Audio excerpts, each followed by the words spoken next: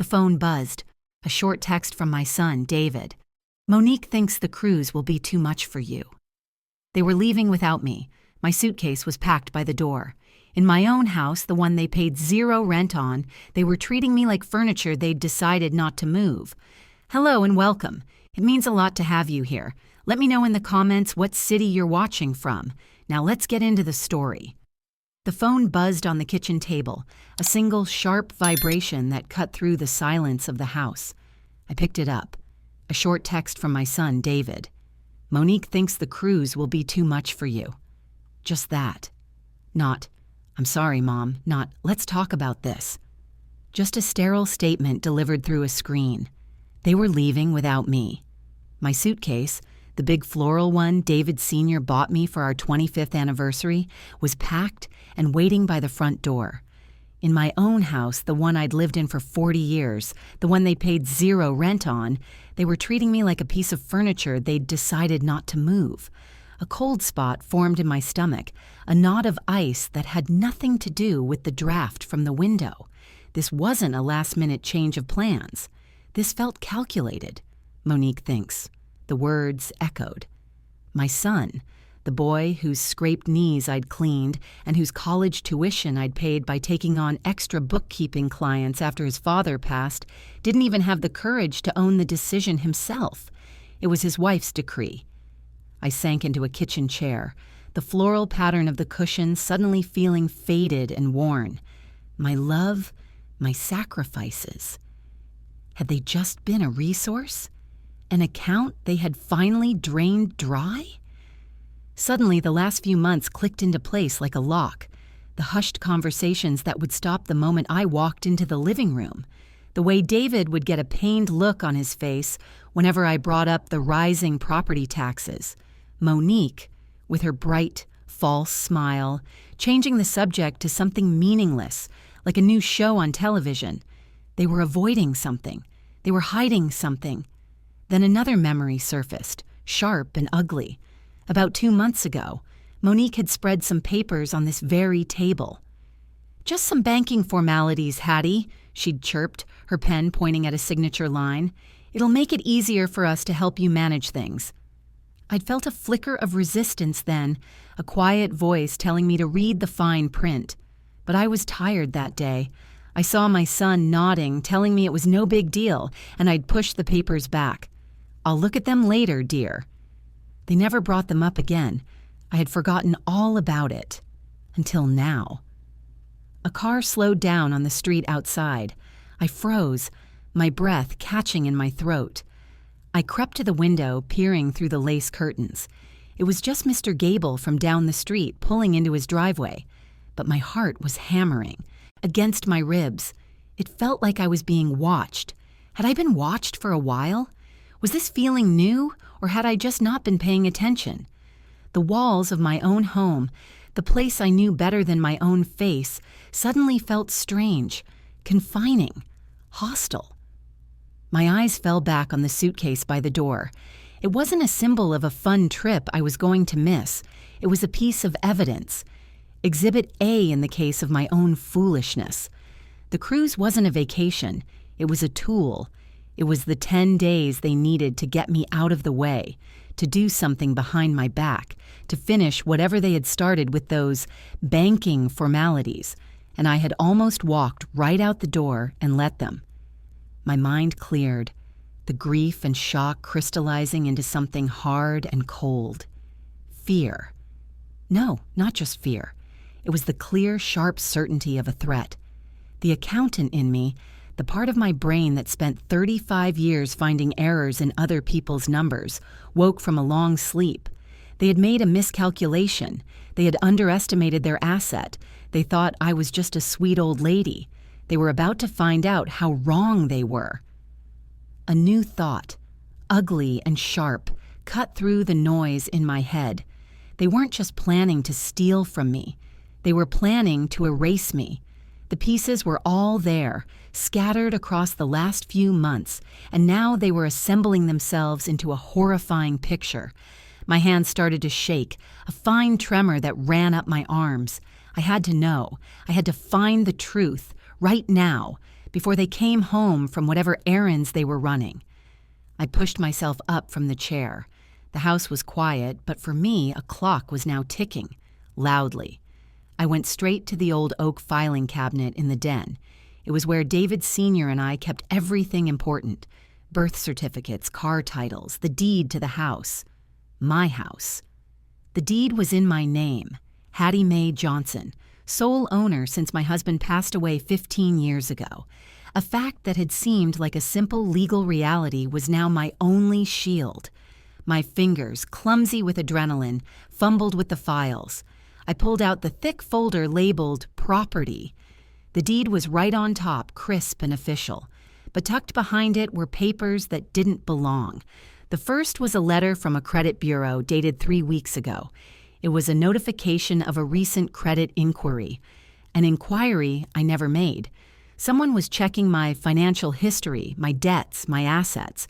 My son's name was listed as a co-signer on my mortgage, a formality from years ago when I refinanced. But he had no right to pull my credit without my permission. It was a violation, a quiet, invasive one. They weren't just asking about my future. They were digging through my past, looking for leverage. The next thing I found made the air leave my lungs. It was a form, a durable power of attorney. The pages were mostly filled out in Monique's neat, precise handwriting. It would grant the agent sweeping powers over my finances, my property, my medical decisions, everything. In the space for the agent's name, my son's was printed in clear, block letters, David Johnson, Jr. The only thing missing was my signature on the final page and the stamp of a notary public. That blank line stared up at me. It wasn't a space for a signature. It was an open grave they were asking me to lie down in. They hadn't just asked me to sign banking formalities. They had tried to trick me into signing away my life, my autonomy, my very self. The casualness of their attempt was what struck me the hardest. The cheerful tone Monique had used, the encouraging nod from my son. It was a conspiracy, served up with a smile over a cup of coffee in my own kitchen. I couldn't breathe. I couldn't think. I was drowning, and the water was my own family. I stumbled back from the filing cabinet, the papers clutched in my hand. I needed an outside voice. I needed someone who wasn't part of this nightmare. My gaze fell on the old rotary phone on the side table, a relic I kept for sentimental reasons. I couldn't trust my cell phone. What else had they done? I picked up the heavy receiver and dialed a number I knew by heart. The phone rang 3 times before he answered, his voice groggy. Henderson. Mr. Henderson, I whispered, my voice cracking. It's Hattie Johnson.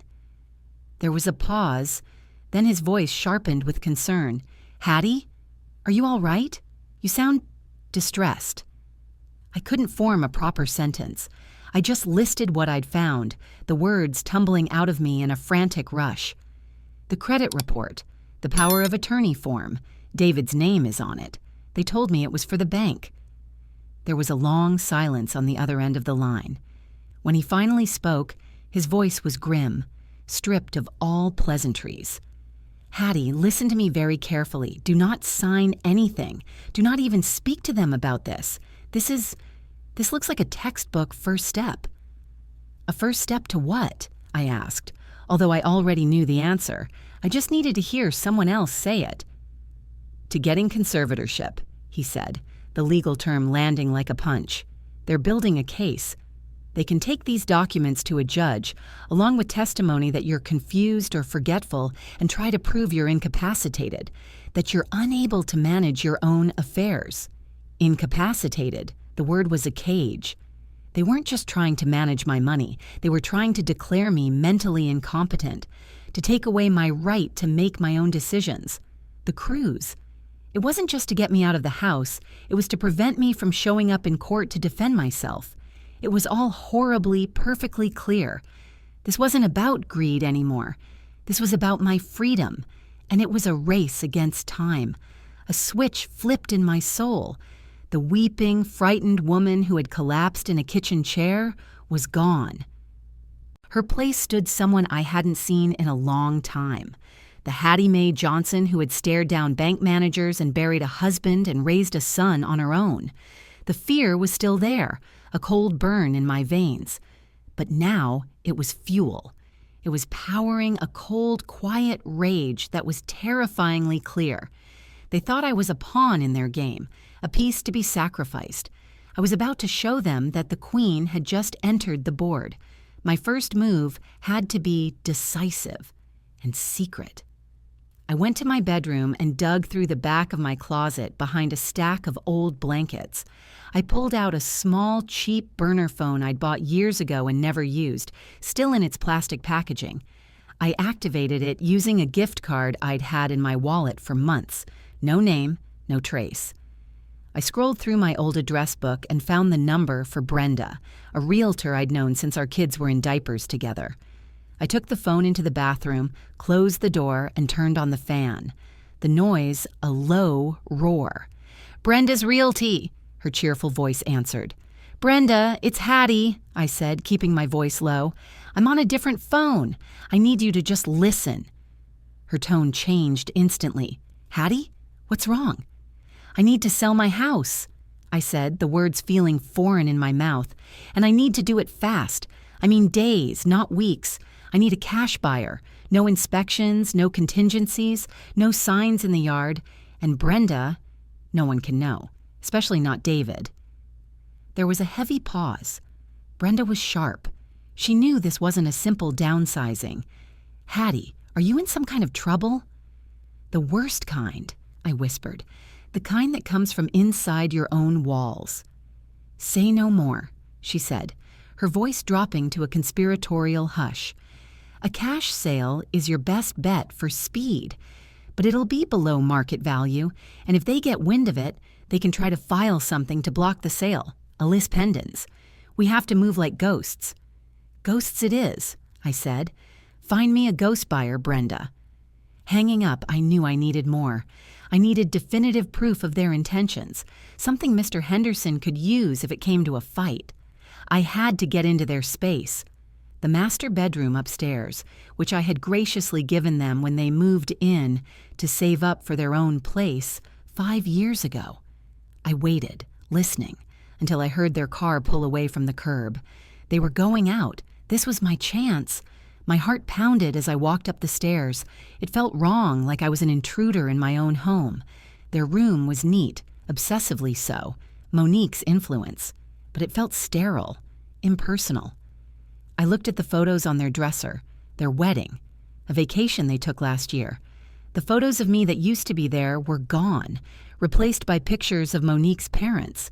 A small thing, but it felt like a deliberate erasure. I went straight to David's desk in the corner. It didn't take long. In the top drawer, under a stack of bank statements, was a folder. I opened it. Inside was a printed-out email chain. The subject line read, "Regarding H. Johnson's asset management." The emails were between David and a lawyer I'd never heard of. My son was asking for advice on the smoothest way to transition his mother's assets into his name, citing her increasing forgetfulness. The lawyer's reply was chilling. He advised getting the POA signed first, preferably before her trip, as it would make the subsequent steps much simpler. He even suggested ways to persuade me. My blood ran cold. But the final discovery was what broke the last fragile thread of love I had for my son. Tucked in the back of the same drawer were several glossy brochures.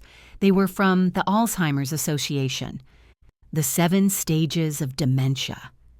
Caring for a parent with memory loss. Is your loved one confused? They weren't worried about me. They were collecting evidence. They were building their fraudulent case, brick by insidious brick, using my age against me. Just then, my burner phone vibrated. It was Brenda. "I might have someone," she said, her voice rushed.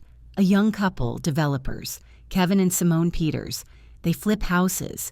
They pay cash and they close fast. They can be there in 20 minutes. Can you do it?" 20 minutes. My son and his wife could be home any minute. "Yes," I said, my voice steady. "Tell them to come." The meeting was a blur. I met Kevin and Simone at the door, forcing a grandmotherly smile. I gave them a quick tour, my mind racing, listening for the sound of a car in the driveway. They were professional, quick. They walked through the rooms, their eyes scanning for potential, not memories. After 10 minutes, standing in my living room, Kevin made an offer.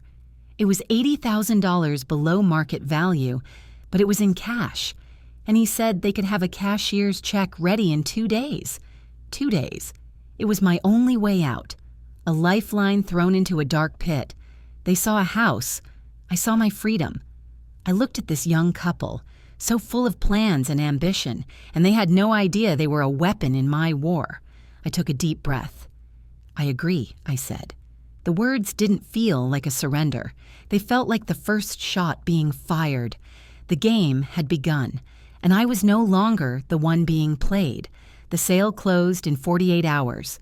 The cashier's check felt impossibly heavy in my purse, a solid block of condensed betrayal and newfound freedom.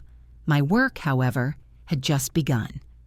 That evening, after David and Monique left for dinner with friends, a celebration perhaps for their upcoming parent-free vacation, I started to burn the bridges. I began with a letter. It wasn't a sentimental farewell, it was a cold, legal declaration. On my best stationery, I wrote, I, Hattie Mae Johnson, being of sound mind and body, have sold my property at 123 Maple Street of my own free will. Detailed the reasons, citing an environment of emotional distress and a clear, documented attempt by my son and his wife to seize control of my assets. Each word was a brick in a wall I was building around myself. When I was done, I laid it on the polished dining room table, took a picture of it with my burner phone, and left it there for them to find. Let their lawyer try to argue with that. Next, I went upstairs. I didn't pack their things with anger. I did it with the chilling precision of an auditor closing a failed account. I bought boxes from the corner store and began to empty their lives from my home. His expensive suits, her designer shoes, the 70-inch television they'd bought on Black Friday. I took pictures of everything. These were not the purchases of people who were saving up. They were the acquisitions of parasites who assumed the host would provide forever. I packed it all. Every last bottle of Monique's overpriced perfume, every pair of David's golf socks. I stacked the boxes neatly in the living room, a monument to their greed. It wasn't their home anymore. It had never truly been. The drive to the bank the next morning was agony. I felt like a fugitive in my own town of 30 years. Every car that stayed behind me for more than a block felt like a threat. I kept my eyes on the rearview mirror, my knuckles white on the steering wheel.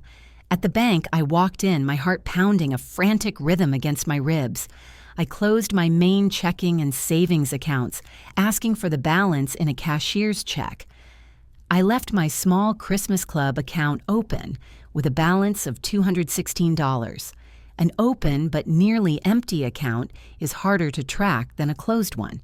It sends up fewer red flags. It was a small detail, but my survival now depended on the details. My last stop was a payphone outside a laundromat. The receiver felt greasy and cold. I dialed my sister's number in Atlanta. "Loretta," I said when she answered. "Hattie, what's going on? I've been worried." "Loretta, I'm in trouble. The bad kind. I need to disappear for a while. I need a place to stay." My sister didn't hesitate, didn't ask for a long explanation. That's the difference between family and blood. "The guest room is always yours. You know that. When will you be here?" "I don't know," I said honestly. "I have to be careful. Don't tell anyone you've heard from me. Not a soul." "My lips are sealed," she said, her voice fierce. "You just get here safe, you hear me?" I didn't drive to Atlanta. That's what they'd expect.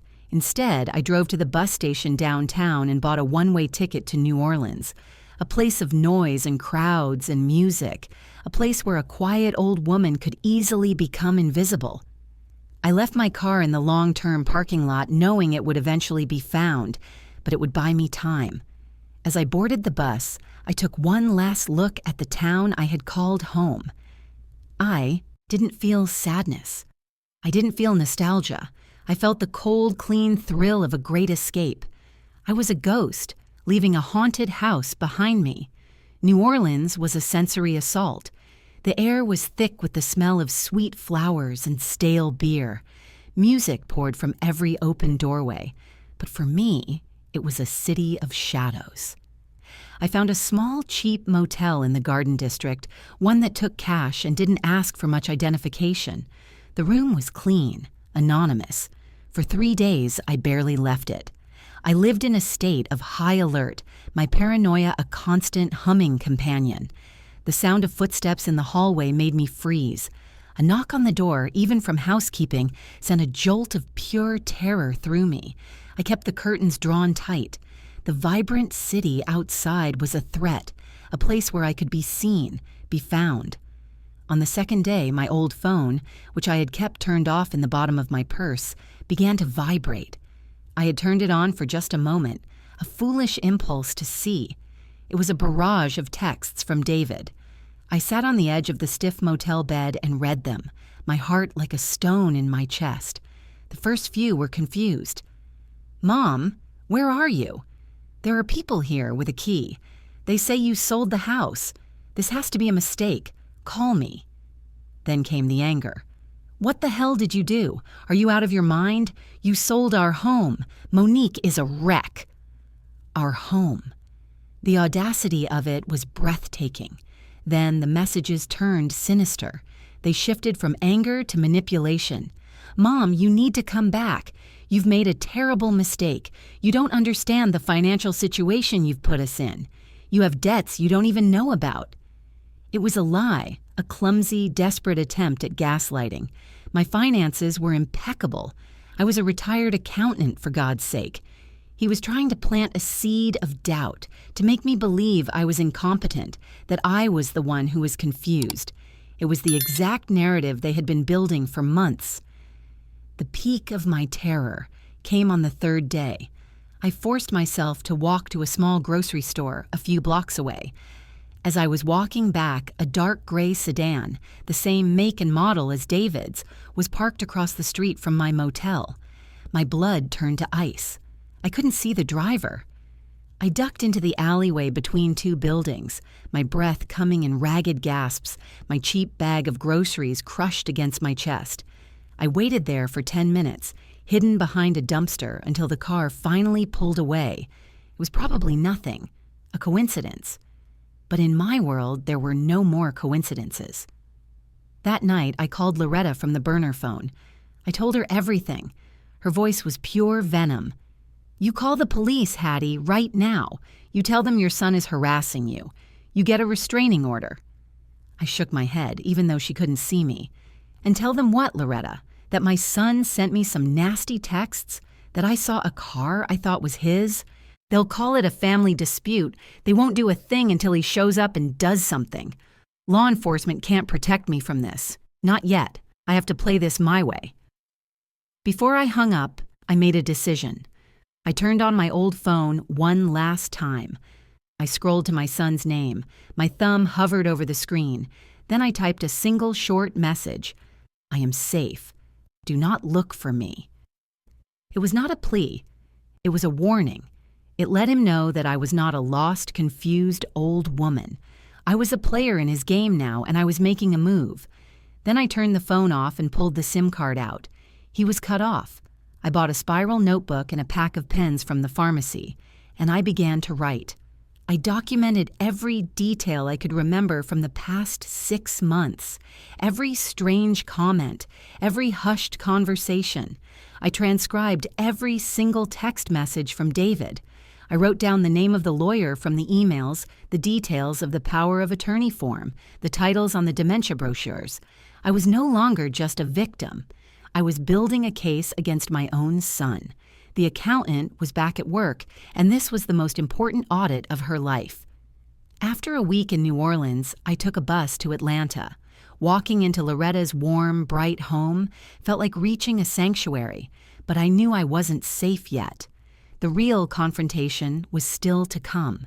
The first batch of mail forwarded from Brenda arrived 2 days later. It was a thick manila envelope. Inside were letters from David, addressed to me at my old house. His desperation bled through the pages. The politeness was gone, replaced by raw panic. He admitted everything without meaning to. He and Monique had taken out a huge, high-interest personal loan against the unofficial collateral of the house. They had told the lender that they were due to inherit it soon. The sudden sale had triggered a clause in the loan agreement. The entire amount was due immediately. They were on the brink of financial ruin. His letters were filled with frantic apologies, but they weren't apologies for the betrayal. They were pleas for a bailout. I had him. I had the truth. It was time. I put my SIM card back into my old phone and sent David a single text. Tomorrow noon, the Buckhead Grind Coffee Shop, Peachtree Street, come alone. It was a summons. He replied in less than a minute. I'll be there. The coffee shop was busy, filled with the lunchtime rush. I chose a small table in the corner, a place where I could see the door. He arrived looking like a ghost. He was pale, his eyes were bloodshot, and he'd lost weight. He slid into the chair opposite me, his hands trembling. He started to talk, a flood of excuses and apologies. Mom, I'm so sorry. We were worried about you. Monique thought. I held up a hand. His words stopped in his throat. I looked him dead in the eye, my voice as cold and flat as a slate. Was the conservatorship plan Monique's idea? He flinched, his eyes darting away from mine. It wasn't. We wouldn't have. It was just talk. The dementia brochures in your desk, David. The lawyer you were emailing. The power of attorney form she tried to make me sign. Was it her idea? I didn't raise my voice. I didn't need to. Each question was a stone I was placing on his chest. He finally broke. The bravado, the anger, the manipulation, it all dissolved, and he was just a weak, terrified man. Tears streamed down his face. Yes, he choked out. It was Monique. She was so scared you'd sell the house and we'd have nowhere to go. She was obsessed with it. She said it was the only way to secure our future. He confessed everything. The plan to get the POA signed, the appointment they had with the lawyer scheduled for the week I was supposed to be on the cruise. He admitted they were going to use my age and a few trumped-up stories of forgetfulness to have me declared incompetent.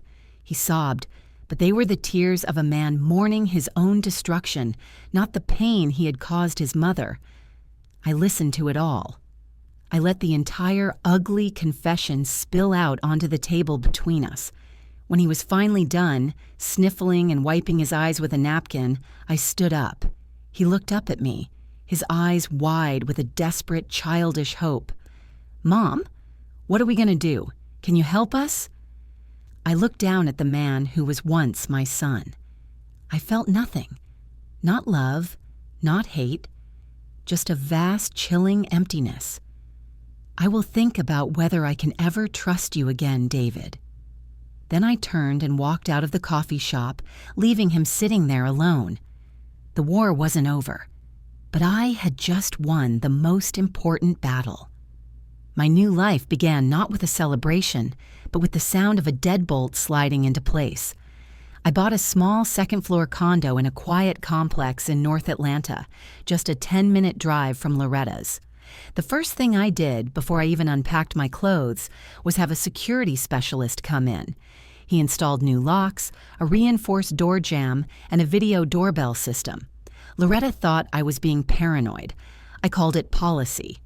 My trust in the basic safety of the world, especially the world within my own family, had been permanently shattered. In its place, I built a fortress of steel and vigilance. David started calling a few weeks after our meeting in the coffee shop. His voice was different now. The arrogance was gone, replaced by a pathetic, pleading tone. He wanted to see me, to talk things through. I agreed, but on my terms. We met for lunch at a crowded restaurant, and I made sure Loretta was sitting right beside me. He and Monique, who sat silently beside him, looked like deflated balloons. They had sold their cars and moved into a small, rented apartment. Their fall from grace was swift and brutal. We didn't talk about forgiveness. We talked about logistics, like the collection of the last of their belongings from a storage unit I had, rented. The conversation was sterile, practical, and supervised. I never saw either of them alone. That was the new rule. There would always be a witness. There would always be an escape route. The deepest wound wasn't the loss of the house or the money. It was their narrative, that I was old, confused, and losing my mind. That was the poison I had to suck out. To do that, I needed to prove to myself that my mind was still sharp, still mine. On a whim, I signed up for a beginner's painting class at a local community art center. The first few weeks were a struggle. My hands felt clumsy, my colors were muddy, but I kept going. I found a strange peace in the focus it required, in the smell of the oil paints and the rough texture of the canvas. It was a silent, solitary act of creation in the wake of so much destruction. My classmates, other retirees, and young students knew nothing of my story. They just knew me as Hattie, the quiet woman in the corner whose landscapes were getting better each week. For the first time in years, I was building an identity that had nothing to do with being a mother or a wife. I was simply Hattie, and it was enough. Almost a year after I had fled my home, my instructor, a kind woman named Maria, urged me to submit 2 of my paintings to the center's annual art exhibition. I was hesitant, but Loretta pushed me. "Let the world see what you can do, Hattie," she'd said. "Let them see." I submitted a painting of the stormy ocean I'd seen on the cruise I never took, and another of a single, resilient oak tree in a field. To my shock, both were accepted. The night of the exhibition was my true homecoming. The gallery was filled with light and chatter. My new friends from the art class clinked glasses of cheap wine with me. Loretta stood beside me, beaming. I saw my paintings hanging on the wall, professionally lit, with a small card next to them that read, Hattie Mae Johnson. I had created something from nothing. I was not an incapacitated old woman. I was an artist. Then, through the crowd, I saw them. David and Monique were standing near the entrance, looking lost and out of place. The sight of them didn't fill me with fear. It filled me with a strange, cold calm. The power dynamic had been permanently reversed. They were intruders in my world now. They made their way over to me, their steps hesitant. David looked at the floor, unable to meet my eyes. It was Monique who finally spoke. She looked at my painting of the oak tree, then at my face, at the small crowd of people smiling at me, and something inside her shattered. The carefully constructed facade of superiority, of cunning and control, crumbled into dust. Tears streamed down her face, ruining her perfect makeup. "I did it," she whispered, her voice choked with a confession that was part apology, part bitter defeat. "It was all me. I was so jealous of what you had, of the house. I thought it was owed to us. I told David you were getting forgetful. I printed the brochures. I pushed him. I was so afraid of losing it all." It was a pathetic, raw, and humiliating spectacle. She wasn't asking for forgiveness. She was capitulating. I listened to her entire rambling confession. I didn't offer a word of comfort, no tissue for her tears. When she was finished, I simply nodded once, a gesture of cold acknowledgement. The case was closed. A few months later, I made my final move. It was the one thing they would never expect. I went to a travel agent and I rebooked the Caribbean cruise, the exact same itinerary. Then I sent 2 tickets to David and Monique's apartment. I included a simple typed note, "Join me if you wish." They accepted. I knew they would. They were desperate for any sign that our family could be salvaged, that their inheritance wasn't completely lost. But this trip was not about reconciliation. It was a demonstration of power. The entire week, they were like ghosts at my side. They were quiet, obedient, their conversation limited to polite observations about the weather and the food. I paid for everything. I chose the dinner reservations. I approved the shore excursions. They were my guests living for a week on my charity. I was not their mother. I was their patron. On the last night, I stood on the top deck, looking at the endless black ocean, the stars scattered like diamonds on velvet. They came and stood beside me, a nervous silence hanging between us. I didn't look at them. I just looked out at the sea. I had taken the very event they had designed to be my downfall and turned it into my victory lap. I felt them watching me, waiting for a word, a sign. I gave them nothing. The love was gone. The trust was gone. And in its place was a hard, diamond-bright certainty of who I was. The fear was gone, and it was never coming back. It's been 2 years now. I am not the same woman. The fear is gone, but the caution remains. I am happy, but it is a vigilant happiness, one that is earned and protected every day. I volunteer twice a week at a local women's shelter. I still paint, but I found a new calling. I help the women there. I don't just teach them about color and composition.